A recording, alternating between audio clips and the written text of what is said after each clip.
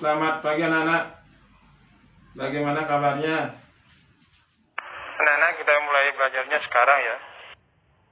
Seperti biasa, sebelum pelajaran dimulai, kita berdoa dahulu. Berdoa, Bapak pimpin dari sekolah. Berdoa, mulai. Berdoa, selesai. Silakan isi daftar hadir di form yang Bapak kirim. Anak, kemarin kita sudah membahas tentang prinsip-prinsip kedaulatan bangsa Indonesia menurut Undang-Undang Dasar 1945. Nah, sekarang kita bahas pelaksanaan prinsip-prinsip kedaulatan negara Indonesia sesuai dengan Undang-Undang Dasar tahun 1945. Silakan buka media yang Bapak kirim, kemudian kerjakan LKPD, sampaikan menggunakan voice note di WA Group. Apabila ada permasalahan, silakan sampaikan.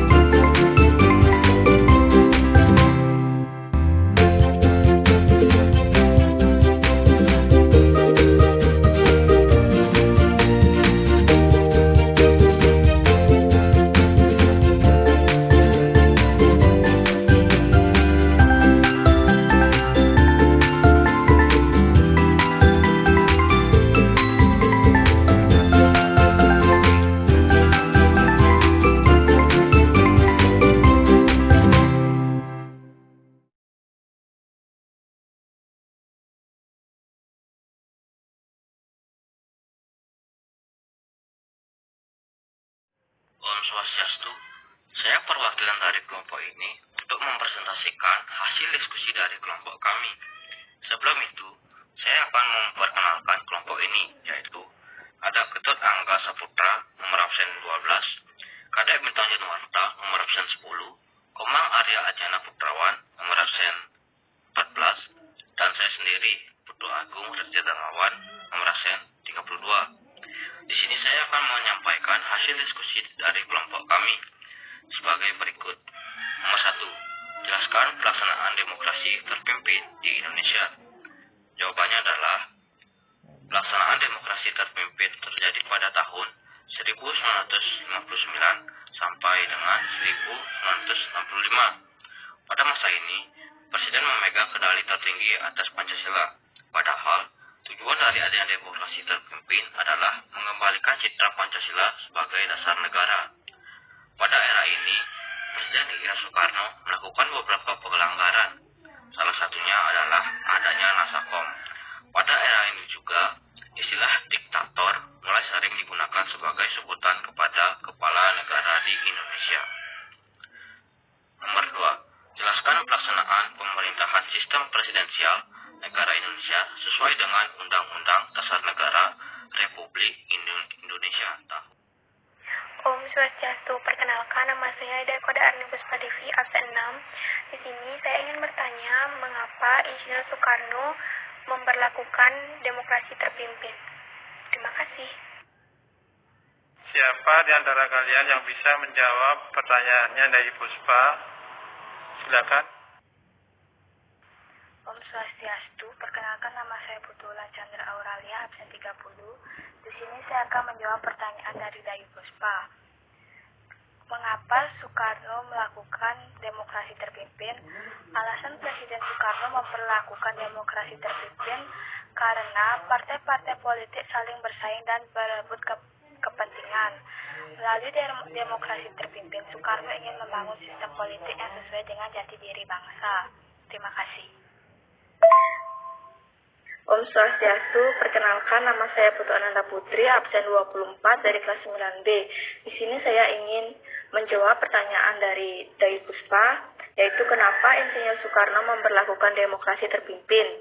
Jawaban saya dapat dilihat dari segi keamanan. Banyaknya gerakan Spartis pada masa demokrasi liberal menyebabkan ketidakstabilan di bidang keamanan. Dari segi perekonomian, kita dapat melihat terjadinya pergantian kabinet pada masa demokrasi liberal menyebabkan program-program yang dirancang oleh kabinet tidak dapat dijalankan secara utuh sehingga pembangunan ekonomi tersendat. Dapat juga dilihat dari segi politik. Konstituante gagal dalam menyusun undang-undang baru untuk menggantikan UUDS 1950. Terima kasih. Ya, jawabannya Wulan betul ya. Yang benar juga, tetapi jawaban yang tepat adalah kenapa Soekarno melakukan demokrasi terpimpin. Yang pertama adalah karena konstituante tidak berhasil menjalankan tugasnya. Konstituante itu adalah badan pembentuk undang-undang yang hasil dari pemilihan umum tahun 1955. Kemudian yang kedua adalah karena terjadinya ketidakstabilan bidang perekonomian. Kenapa tidak stabil? Karena kabinet silih tidak tetap ya, berganti terus. Kemudian juga ketidakstabilan bidang keamanan. Itu karena banyak kelompok separatis dalam kabinet parlementer atau kabinet liberal itu yang ingin merebut kekuasaan.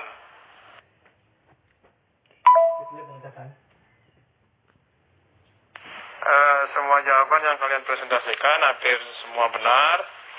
Nah, sekarang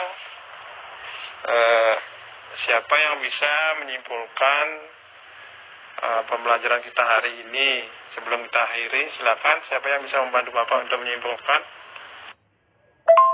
Kesimpulan dari pelajaran hari ini adalah memahami pelaksanaan demokrasi dan pemerintahan negara Indonesia. Latar belakang diadakannya demokrasi terpimpin tahun 1959 sampai dengan 1966, alasan dibubarkannya konstituante, dan menjelaskan pelaksanaan pemerintahan sistem presidensial di Indonesia sesuai dengan Undang-Undang Dasar. Selain itu, kita juga mempelajari teori kenegaraan pemerintahan Indonesia yang menganut sistem presidensial. Terima kasih. Ya, itulah kesimpulan dari materi pelajaran yang kita pelajari hari ini. Sebelum kita akhiri, untuk minggu depan kalian sudah memasuki PAS penilaian akhir semester. Silakan pelajari di bab 1, 2, 3 yang menjadi materi penilaian akhir semester. Selanjutnya nanti juga Bapak akan kirimkan link form yang berisikan soal-soal yang untuk mengukur pemahaman yang kalian pemahaman terhadap materi yang kita pelajari hari ini. Kita akhiri pembelajaran kita hari ini karena kita tadi membuka dengan doa, kita tutup dengan doa kembali. Bapak pimpin berdoa dari sekolah. Berdoa mulai. Berdoa selesai. Selamat siang anak-anak. Kita berjumpa lagi minggu depan dengan materi yang berbeda.